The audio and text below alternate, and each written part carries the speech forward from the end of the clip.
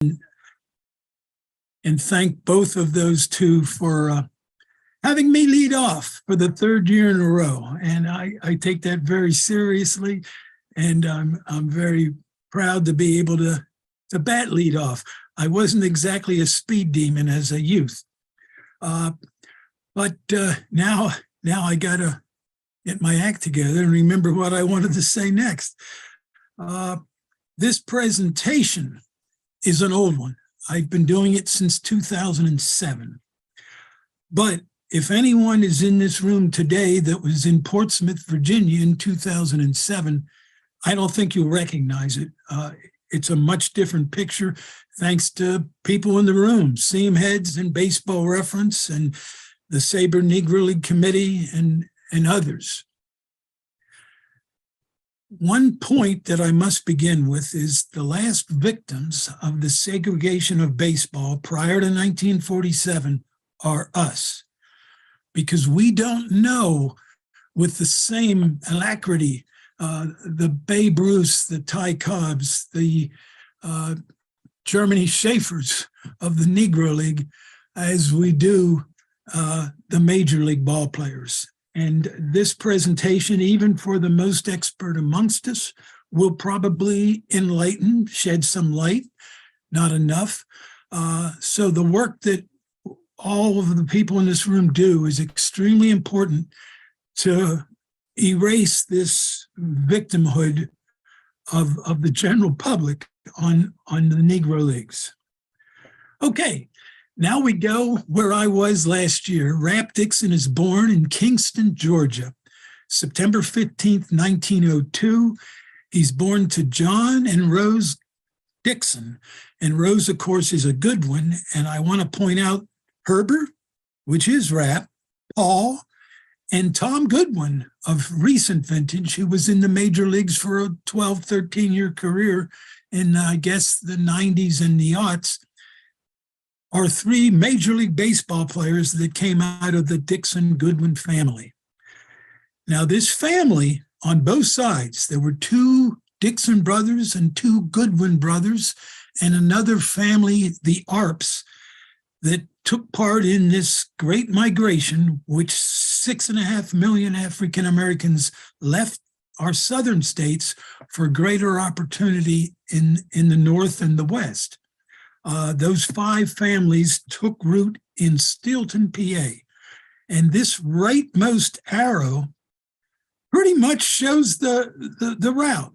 They came from Kingston, Georgia, which is about 50 miles northwest of Atlanta, and they end up in Steelton, Pennsylvania. Now, one thing I want to point out, they crossed a very unique river called the Rappahannock. It's unique because it's a tidewater river. It's saltwater coming out of the Chesapeake Bay. And in so doing, according to historian Jim Riley, that's where Rap's nickname derives from. Now, I'm going to give you another version. This is the magnet that brought population to Steelton. The Bethlehem Steel Plant. This was one of the first big plants in the country, and it was the first to use the Bessemer process for making steel. This plant is located at the base of Adams Street, which is where Rap was raised from his teenage years moving forward.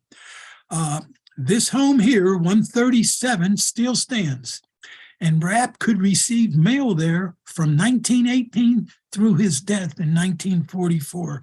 It's a lovely place to go. Now, moving up Adams Street, we come to the reason these five families picked Steelton instead of Youngstown, Ohio, or Gary, Indiana. Rap's uncle Oliver was chosen to pastor First Baptist Church, which still stands, you're looking at a picture of it, in Steelton, and he took over in early 1914. The Dixon family with Rap probably arrives 1 or 2 years later. Further up Adams Street still is the core of the Black community in Steelton, but even more so then. and at the top of the hill, there's a school called Hygienic School for Colored Youth. And you can see the principal, Howard, Charles Howard, right here, and his class of, I think it's 1916 or 1910. I have trouble with that lettering there. But Rapp graduates from this school in May of 1919 before going on to Steelton High School. The district at the time was not segregated. However, most African Americans did choose, either because of their geographic location or their love for Dr. Howard, to attend this school the whole way until the 60s. Okay, two stories before I leave the biographical section about Rapp's, I guess I should go back here, Rapp's extracurricular activities at Steelton High School. He played football, though not for the high school. He played baseball. Also, he was playing semi-pro ball since he turned 13 in 1916 on a team called the Keystone Giants. He also boxed in smokers. These were events that males gathered, took some adult beverages, and were entertained in various fashions. The one we can speak of here is boxing, and Rapp participated in those as a teenager. And finally, bringing him out of the athletic, but still in the skilled, I forget what I wanted to say here, but he played second trumpet in the Steelton High School combo.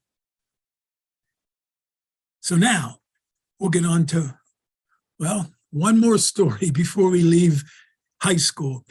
This is according to Phil Dixon and Phil Hennigan from their wonderful photographic history of the Negro Leagues. Rapp's in science class, probably in 1922, when he realizes what the next lesson's going to be. They're going to dissect a cat. Up goes Rapp's hand, and he asked to use the lavatory. He left the building, went to the bank, took out his savings. He had been working in the steel mill, and took a train to the Negro League baseball world.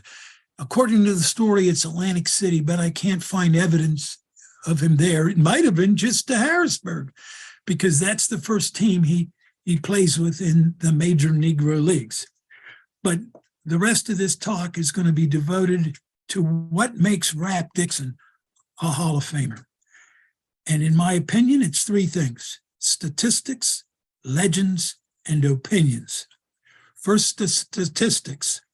And this is for Kevin and Adam, just to understand that I'm going to rely almost exclusively on Seamhead's Negro League database from 1886 to 1948, with the Negro League's filter the only adjustment I'm going to be making. Okay, we're going to look at Rapp's statistics, though, through the eyes of a scout. And what better scout in 1925-26 than John McGraw, the second winningest manager in baseball, third winningest manager in baseball history, winningest manager in Major League history, and certainly a great assessor of baseball talent. Here's a headline from the February 1926 Harrisburg Telegraph. McGraw praises Herbert Dixon, star outfielder. And we can come back to any of this in Q&A, but I just want to quote McGraw from the article. Dixon is, without question, one of the greatest outfielders in the United States. Now, this is a man, and let's take a look. These are the 22 greatest outfielders, according to the Hall of Fame, in 1925. And I have the first line in my order, how I would rank them: Babe Ruth, Oscar Charleston, and Ty Cobb. The others are ranked in order of OPS. Not OPS 1925, but their career OPS. Okay. Now, McGraw he'd be looking at 5 tools, and we're going to look at each tool statistically. Could Rap hit? Could he hit with power? Could he run? Could he catch, and could he throw? Well, turns out there are 54 players in the Seamheads database, Negro League tab, that bat as often as Rap. Rap batted 2,548 plate appearances. Now, Rap's statistics that can be looked at for hitting ability, his OPS was 944, his OPS plus is 145, and his runs created per 27 outs, simple version, is 8.74. It turns out all 3 of those are better than all 40 of those 54 who are not in the Hall of Fame. Nobody who batted as often as Rap has higher numbers than Rap in those categories. The last column there, 8, 6, and 7, there are 14 Hall of Famers that batted as much as Rap, and Rap's better than an average of 7 of them in all 3 of those statistics. He's better than 8 in OPS, loses a little in OPS plus, and then he's better than 7 in runs created per 27. So I think he could hit with the best of them. Could he hit with power? Well, once again, we're looking at the same cast of characters, and you see all the 40s. Rap has a higher slugging, higher isolated power, hits more homers per plate appearance, more homers per game, more total bases per 162 games, and more extra base hits than 162 games than all 40 of the players that bat as often or more than him, and 8 or 9 of those 14 Hall of Famers. Could he run? This one's a little more difficult to measure. There is no 40-yard dash times in baseball, certainly not then, and I guess you could find that now. But I looked at 3 stats: stolen bases, triples, and runs.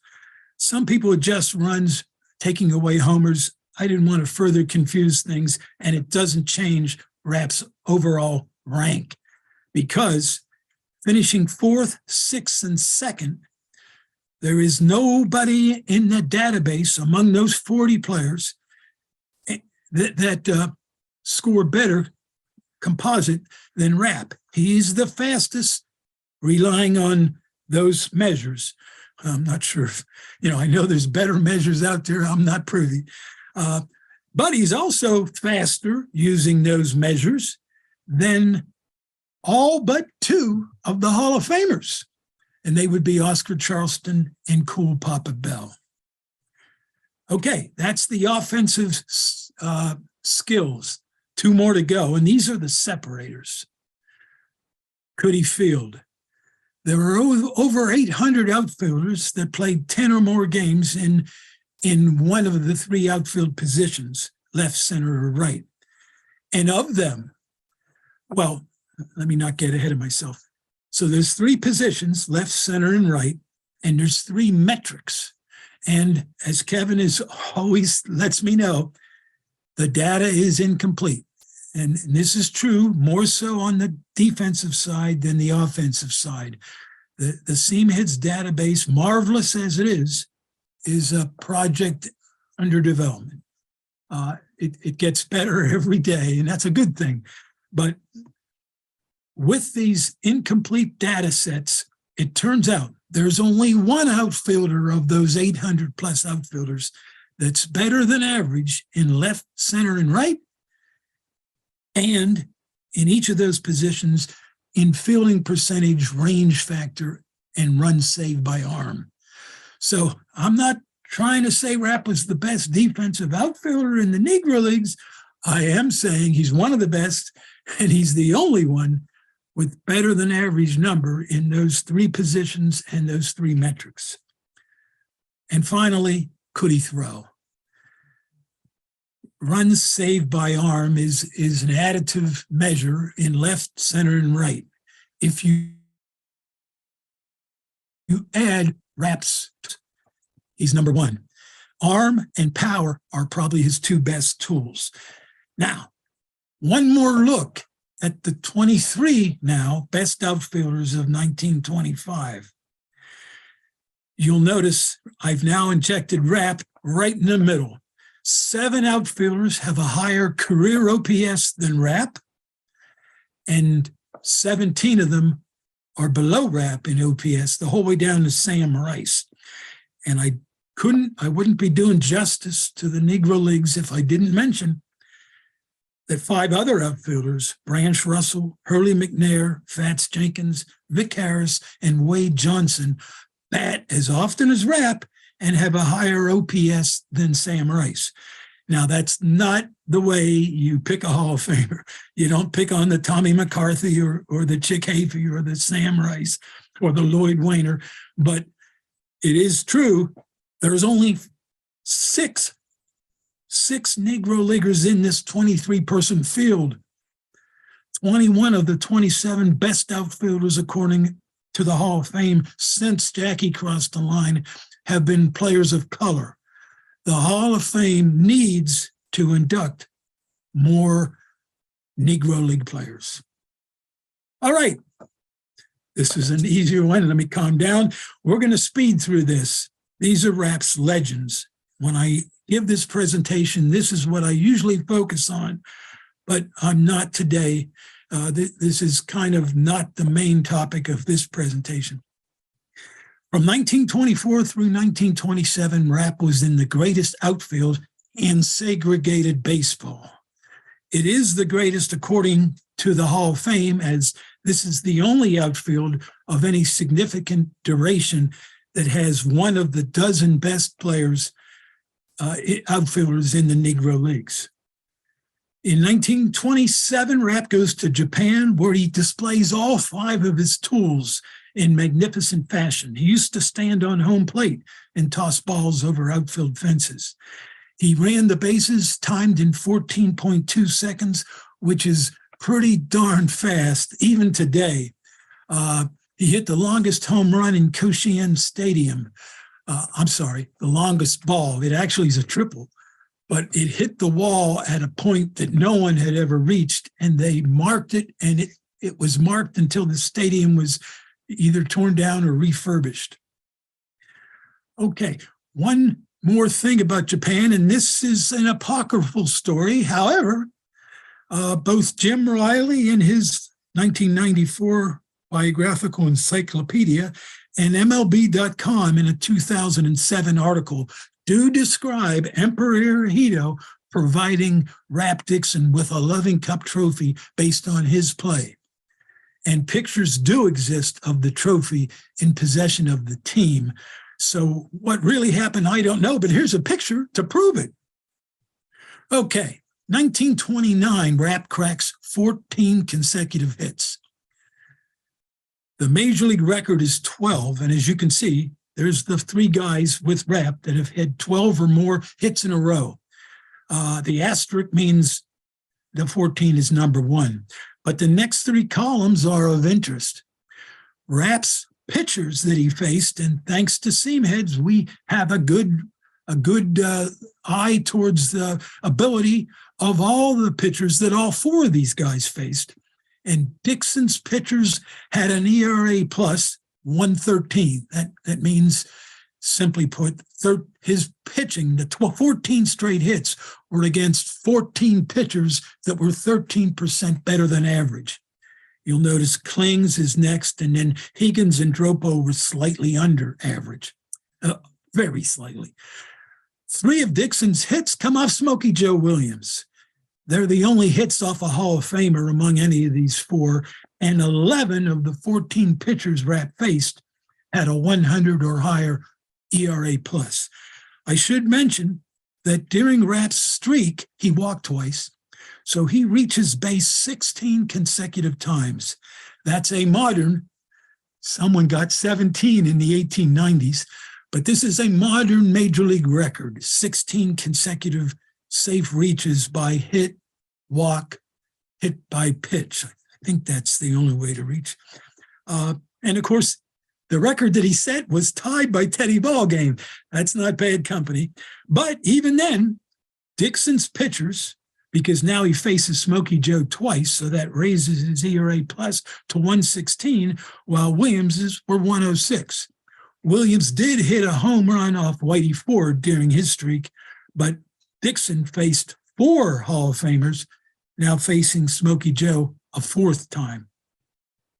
And just to give you an idea of how long that record has lasted, even though it's not official even today, and I'd love to hear comments on this, but it's only been since 2020 that the Negro Leagues have been deemed major. Most of the people in this room know that they were major since their inception. But if you'll notice, Lou Gehrig held the consecutive game record. It seemed like forever, but it was only 62 years. Joe DiMaggio's hitting streak has lasted 82 years. We haven't had a 400 hitter in the majors since Ted Williams 82 years ago. Or if you're hip, and if you're in this room, you probably are, Artie Wilson hit 400 in 1948 in the Negro American League, I think it was. So maybe it's only been 75 years since the last major league 400 hitter. But in any case, Rapp has held this record, even though it's only been recognized, even though it's still not yet recognized. But at best, it's been 26 months since the Negro Leagues have been accepted as a major league, but that's 94 years ago. All right. 1923, Babe Ruth hits the home run in Yankee Stadium. 1930, Rap Dixon hits the home run by an African-American in Yankee Stadium. I call it the house that Dixon rehabbed. 1932, the great Pittsburgh Crawfords put their first real team together, owned by Gus Greenlee. I believe Page was on the 31 team, but look at these guys that they bring in for 32.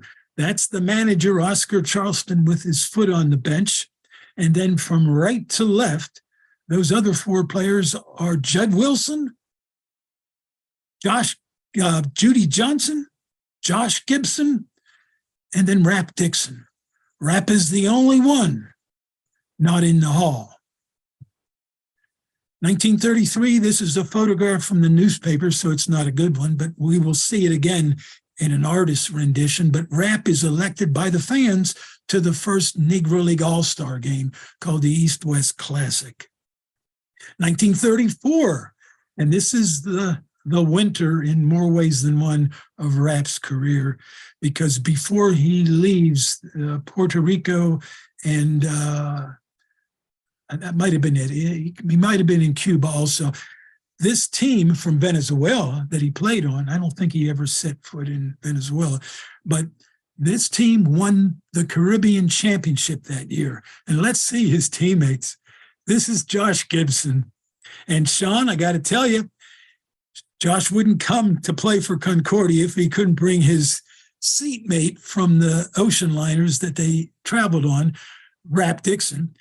This is Martin Diego, the great Cuban Hall of Famer. And down here, this guy's not a Hall of Famer, but his son is. This is Louis Aparicio Sr. So you can just tell this is one great team. They won the Caribbean title in 1934. And I didn't mention the reason it's the winter of Rap's career.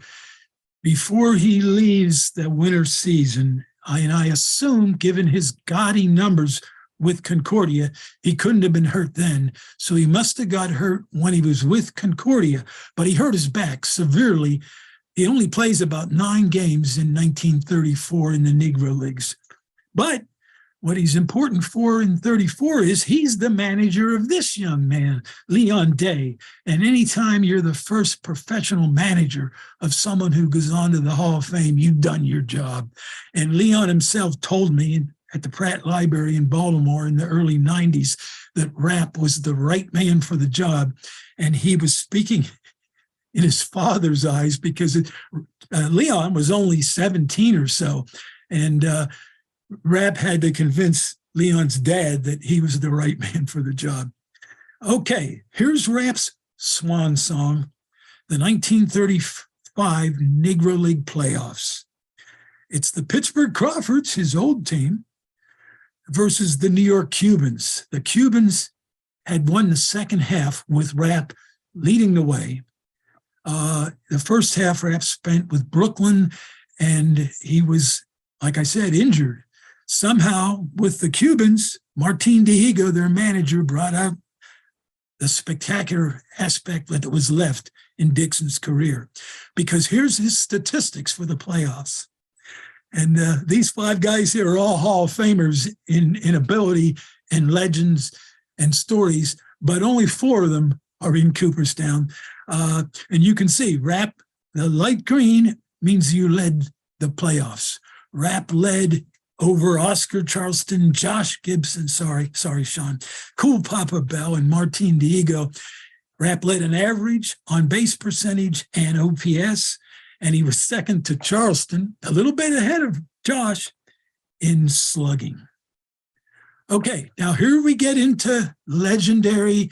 Feel free to ask me anything you want, but I'm going to tell you what I believe. That in 1937, Bell, Gibson, Page, George Scales, Chet Brewer all go south to play for the dictator of the Dominican Republic, and they bring home a championship, much to their deep pleasure and satisfaction. But then they come north, and all but Gibson is suspended from the Negro Leagues. Gibson had arranged with Homestead to be allowed to play there. But Page and Bell, Chet Brewer, they're all suspended. So they tour the country playing Sandlot. Meanwhile, Dixon's in Pittsburgh, batting only 9 times all year. His usefulness on the field is over. But this is what I believe. And again, feel free to ask why in Q&A. The team sought a manager, and while George Scales and Cool Papa Bell do manage the team from time to time, Rapp Dixon is the man who brings them to Denver and manages them to the Denver Post Tournament Championship. Feel free to ask. 1942, Rapp was rather loud in the papers talking about coming integration of the game.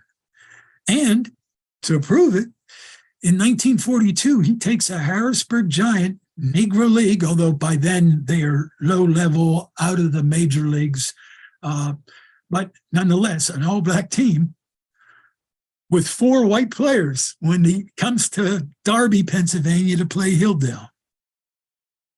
All right. Now, this is what I want to focus on, and I guess I better take a quick look at the time. I got maybe 10 minutes. Statistics, legends, and opinions. The Hall of Fame in 2006 makes clear their opinion. And unfortunately, it was that he didn't quite belong. On the left are the 7 Hall of Famers who are in the Baseball Hall of Fame for outfield play. They then are the 7 greatest Negro League outfielders according to the Hall. However, on the ballot in 2006 were 5 other outfielders. And in my opinion, as I interpret this, they're the next 5. So the Hall of Fame names the 12 best outfielders in their opinion, now 17 years old. I will say this, that there has been another ballot since then, and Vic Harris does appear on it, but he's really there, although I think he is worthy of the Hall as an outfielder. He's not in this class, but as a manager, he should have been put in a couple years ago when they voted. All right, other expert opinions. In 1952, the Pittsburgh Courier named a first and a second team, and some guys, John Holloway, the first I'm aware of, Stephen Green most recently, and I think Larry Lester has lent his opinion in this regard. That, and of course, I joined. The honor roll is listed in order of merit. It's not just a random or alphabetical list. And feel free to ask about that. I'll defend that in Q&A too. But you can see here, these are the outfielders named to the to those teams back in 1952. And Rapp is the third best in this opinion that aren't in the Hall. Chino Smith goes in second team, Clint Thomas, second team utility, and then you got Rapp and on down Fats, Jimmy, Spot, etc. In 2018, and I forgot to invite Jay or Bob, but Bob Kendrick announced the Negro League Centennial team in December of 18, leading up to the 2020 100th anniversary. And on that team were 4 of the 32 persons that weren't in the Hall. Since then, Buck O'Neill has been put in the Hall. Bravo. 3 more, though. Pitchers Redding and Donaldson remain outside.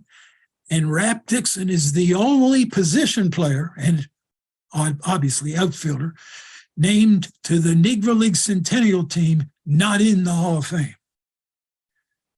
Larry Lester organized the Sabre Negro League Committee to rank, not really rank, but name 101 notable Negro Leaguers. And of course, at the front of the line were the 35 players and 2 sports writers that were already in the Hall. Don't tell Bill Dean I said that. But anyway, so what really matters in this poll was how do the non-Negro Leaguers rank? And you can see Dick Lundy was the highest ranking player, Rap Dixon right on his tail. So this poll, conducted by the Sabre Negro League Committee early in 21, says Rap Dixon is the most meritorious outfielder not in the Hall. Similarly, Sean, who's our host today, and Gary Gillette, who I'm not sure if he's in the audience, I hope he is, and myself put together a poll called 42 for 21. And what we were trying to do is provide the Hall of Fame with 42 names, meritorious, for consideration in their 2021 vote. Well, we missed the mark there. However, Rap Dixon topped that poll, right ahead of Dick Redding and John Beckwith and Gus Greenlee. Oh, by the way, not to distract, but Greenlee is my favorite candidate for the Hall who's not in, and Beckwith is my favorite player candidate who's not in. Okay, we're going to close. Who would we want to talk to? Well, in my opinion, I'd like to talk to the first 3 outfielders put into the Hall of Fame. What do they think? Well, those guys are Monty Irvin, who went in 1973, Cool Papa Bell, 1974, and Oscar Charleston, who goes in 1976. Well, in 1996, Monty wrote his autobiography with James Riley. And deep into the book, he lists players position by position in order of his feelings about them. And in the outfield, he names the only 2 outfielders in the Hall other than himself, Oscar Charleston and Cool Papa Bell. His third selection was prescient in that 3 years later, Turkey Stearns goes in. So this gives some validity to Monty's opinion, because he indeed did name Turkey Stearns as a Hall of Famer before the Hall did.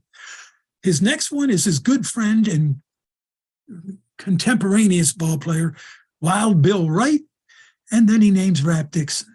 So what Monty's saying is Bill Wright should be the first in, and Rap should be the second. Cool Papa Bell was put in a year after Monty, and he names his team, and you can see he provides some wiggle room. He puts Charlie at first, which isn't a bad pick, but it keeps him out of the outfield, and I guess that let Monty get on the team.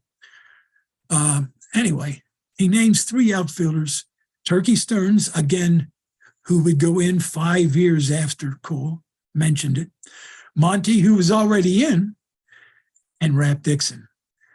And the source for this is a book called The Greatest Team by Donald Dewey and Nick Gossicella. And Dewey told me Bell gave him this information over the telephone. So this was direct from the horse's mouth. Now, the first Hall of Fame outfielder who was not around to accept the glory or to influence the voters, perhaps more importantly, is Oscar Charleston, the greatest of all Negro League players, in my opinion, by that much over Josh Gibson. Charlie names his all-time outfield, and he puts the great Afro-Cuban Martin Dihigo in left, and another Afro-Cuban, Cristobal Torriente, in right. Now, Dihigo played a higher percentage of his outfield games in center than Rapp did, and Torriente played more games and a higher percentage than Rapp did. Yet, Charleston names Dixon as his center fielder, his old position. There's one way to interpret this without any exaggeration. What Charleston is saying is Rapp Dixon is the greatest African-American outfielder he ever saw, the other two being Afro-Cuban. And in putting him in center field, in my opinion, he's naming Dixon as the best outfielder he ever saw. And let me back that up a little bit. Charleston comes to Harrisburg in 24, in large part because Struthers paid him well, gave him the managerial range, and also Charleston's wife was from Harrisburg.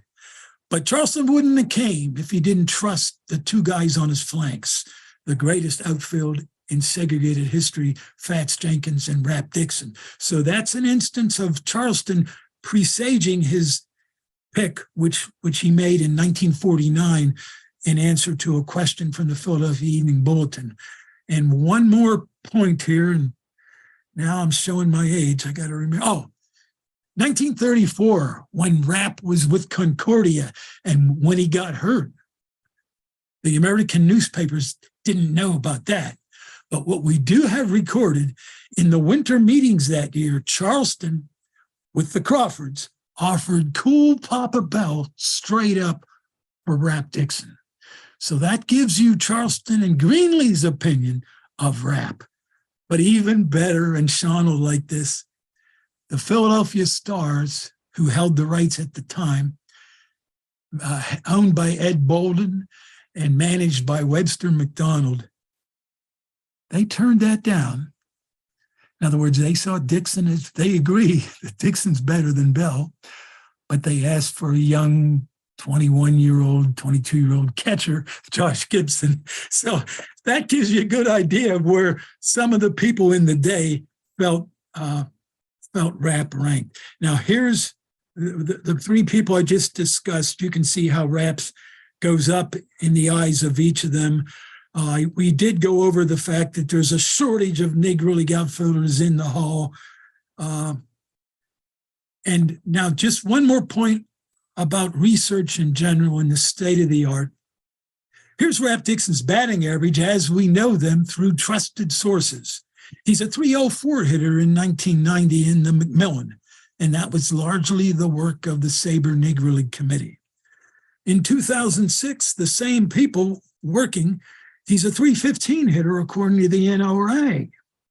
Seamheads today has him at .325.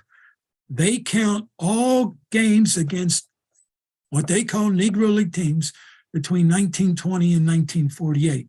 And then we get to Baseball Reference, and I like their numbers better than the Seamheads, but here's the rub. They only count teams designated by Major League Baseball as Major League. I'm hoping that somewhere between those two numbers, Major League Baseball buys into more than the 7 leagues they see as major at present. Whether they go the whole way to the Seamheads filter, that's over my pay grade. But I just wanted to point out that look how Rapp's batting average, as we find more and more box scores, has been increasing. Time's yours. Thank you, Ted. I continue to have camera issues, so I'll stay off camera, but we have several questions and comments in the Q&A box while we raise these with Ted, please, you're all welcome to throw your thoughts as well in the Q&A and chat. One, more or less a comment rather than a question from Bob Poet. He references that Calico Joe hit 15 straight in John Grisham's book by that name. So that must have been an important thing, a big number, if you will, to highlight Grisham. Let me comment. Can I comment on that? Oh, please jump in.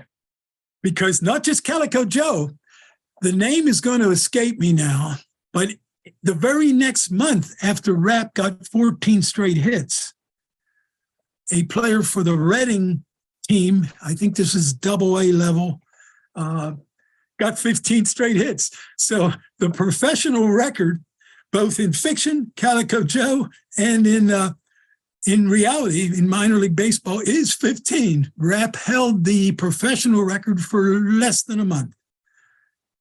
Cool, very nice.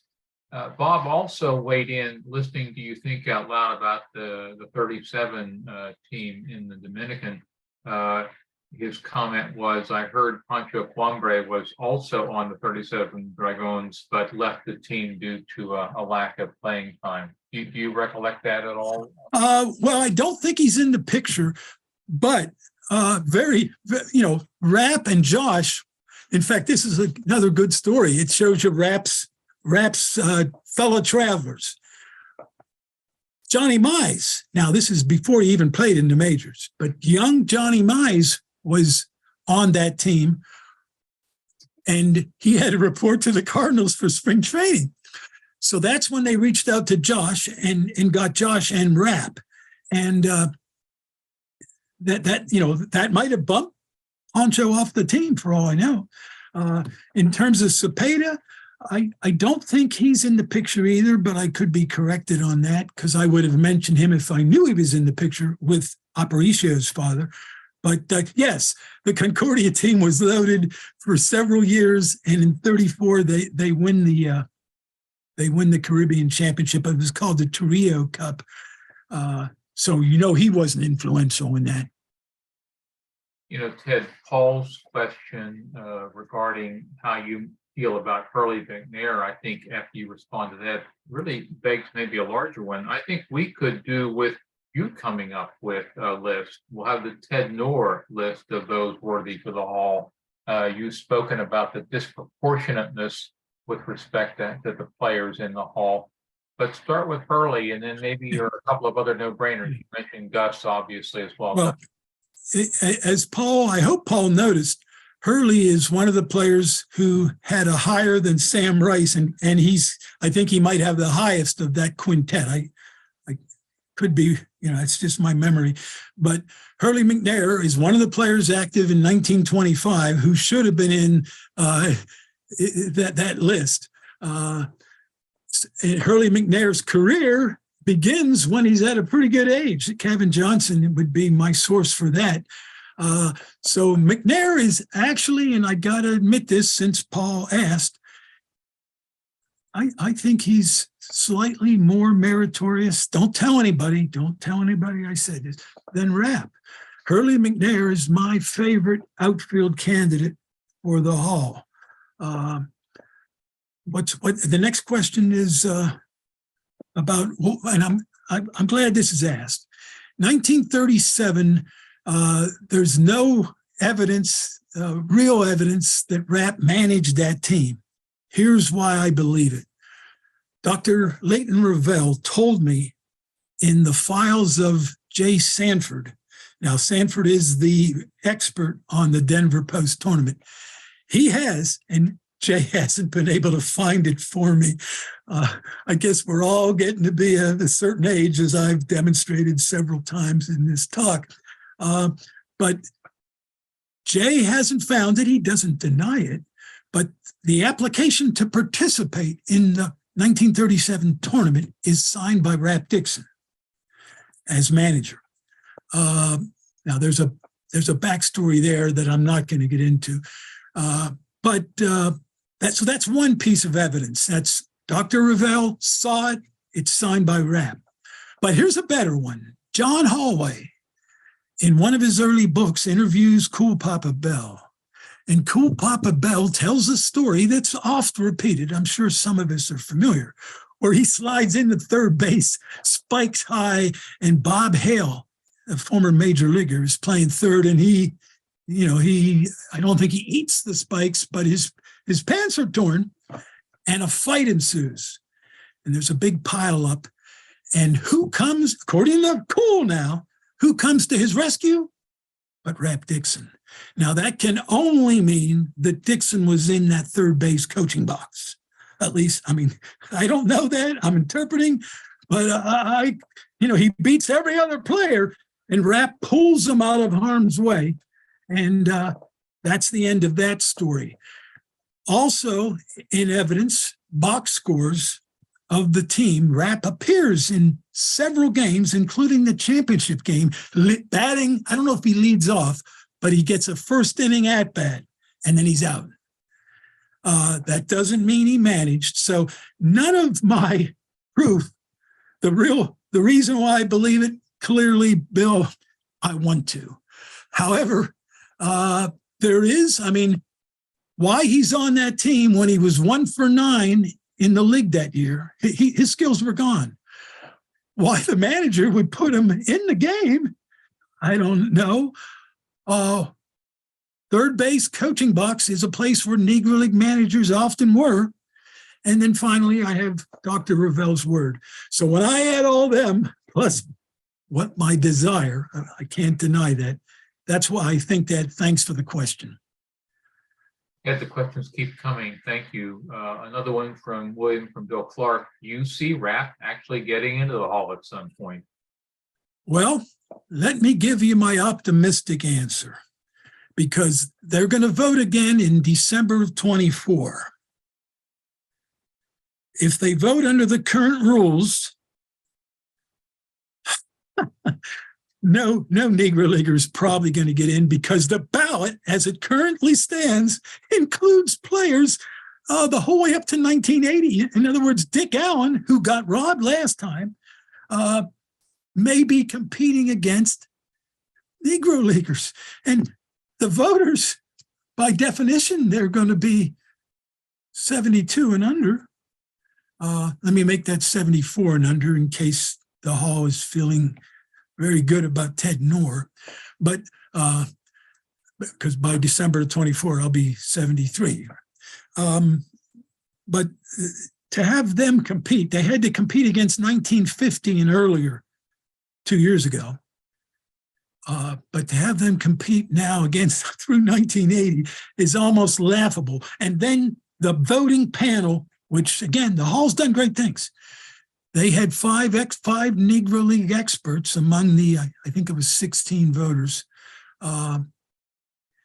They need to have a separate panel. These are players that were punished by segregation.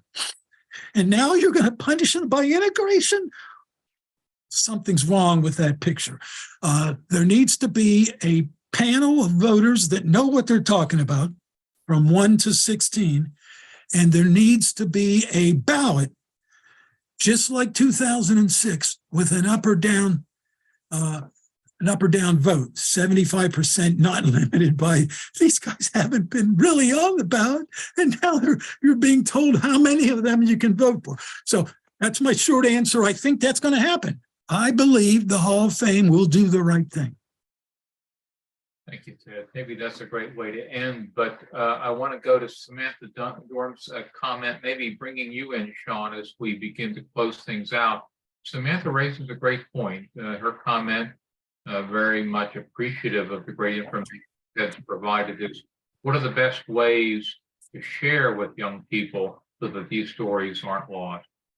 Sean, want to jump in your thoughts? I'm gonna defer entirely to Sean, because Sean has a new organization that's built to do that, and I have already volunteered to whatever they want me to do. Well, I'm sorry, Tom, can you repeat the question?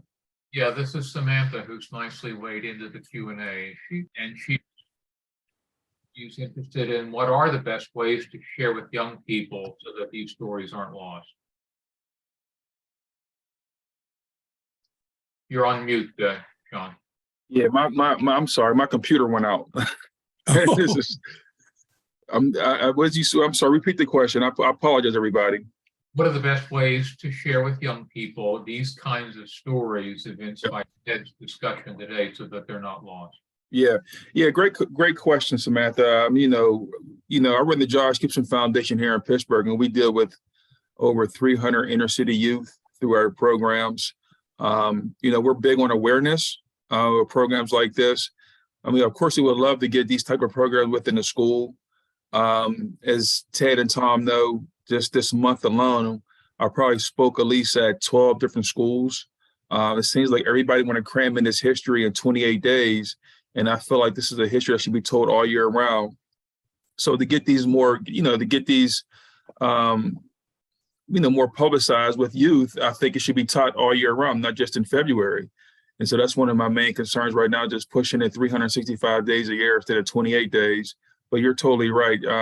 There's other ways too. Us having these webinars, maybe we do a session where we do it just for youth. Most of our webinars are done for adults. We can do in a session that's for the schools or things like that. So those are just some of the ideas that we're doing. But if you have any ideas, please share them with us, and we'll be happy to look at your ideas as well. And Ted, and one other question real quick. And I thought, Ted, is Samantha, you said she's with the graveyard cemetery? Yes. Lebanon Cemetery in York. She works closely with Caleb Jackson, who both you guys know, and others on a statewide basis. So Samantha, one I also want to talk to you about, and we'll have a website up next month. We started a grave marker project here in Pittsburgh. What that means is that there's over 33 Negro League baseball players in Western Pennsylvania that have unmarked graves. And our foundation has made a big initiative to make sure that we mark those graves. And we're actually going to mark about 5 or 6 this year. So I'd love to tell you more about that project as well. Our website will be up next month, but we do have a grave marker project that we are going to be marking over 33 unmarked graves of Negro League baseball players here in Western Pennsylvania. Bravo. Yeah. So is any other questions before we wrap up, Tom? Yeah, just a couple more things as we get to the close. One is Sure. Paul Julian's comment. As a teacher, I tell the young stories and facts about the men in the Negro major leagues. So South Side of Chicago kids know as well. Thank you. Shout out to the South Side. My wife would be appreciative of that. And then finally, we'll give Bob Poet the last word here.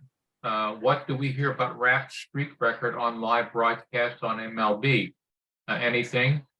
For instance, on opening day, I always listen for mention of Leon Day's no-hitter and have never heard of an announcer mention Day along with Bob Feller. Have you? And I'll just weigh in real quick before you take this one, Ted.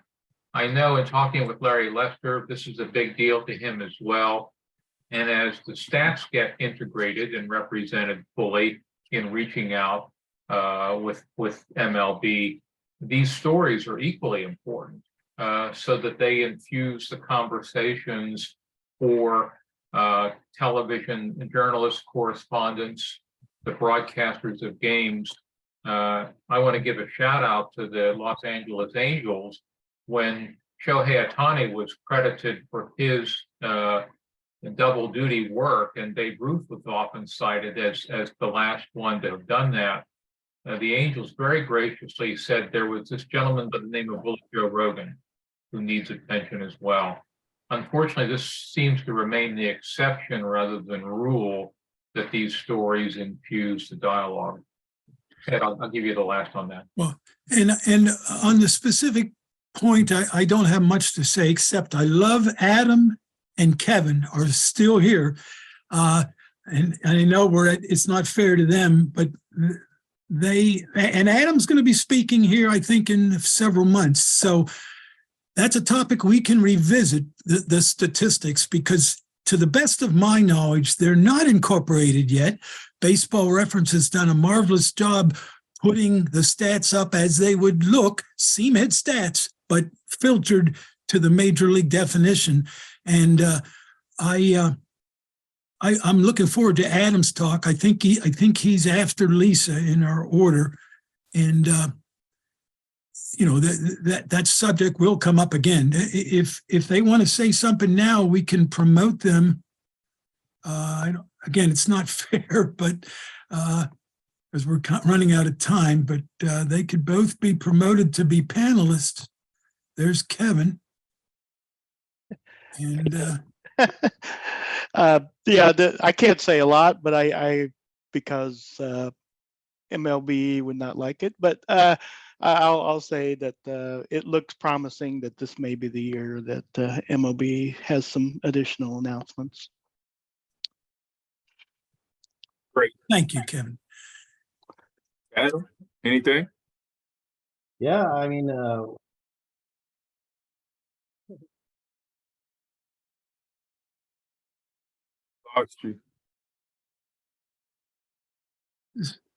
Confidentiality makes it difficult to. Yeah, he could talk about it. And he's his next speaker in June. There you go. Sorry, fellas, didn't mean to put you on the spot. All right. Any other questions, Tom?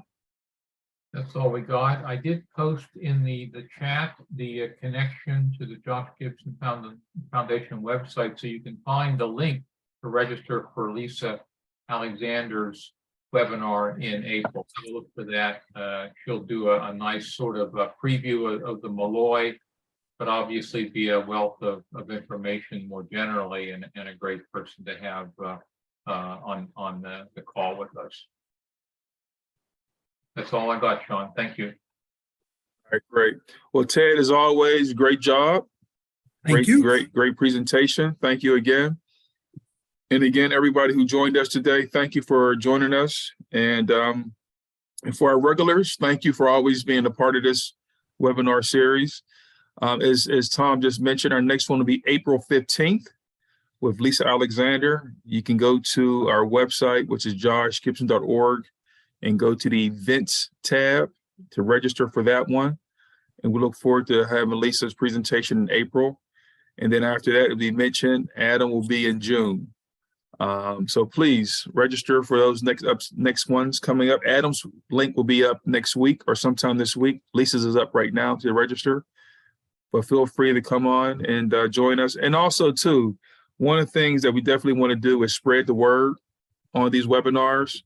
So if there's anybody you think will be interested, whether they're youth or adults, please share the link. Please have them reach out to one of us to get the information. We definitely bring more awareness to these webinars, and any help that you can provide with that, we greatly appreciate it. And with that being said, we're going to close today. I want to thank everybody again. Everybody, enjoy your weekend. Hopefully wherever you're at, it's not snowing, and you enjoy your day. And we'll see you guys and everybody in April. So thank you.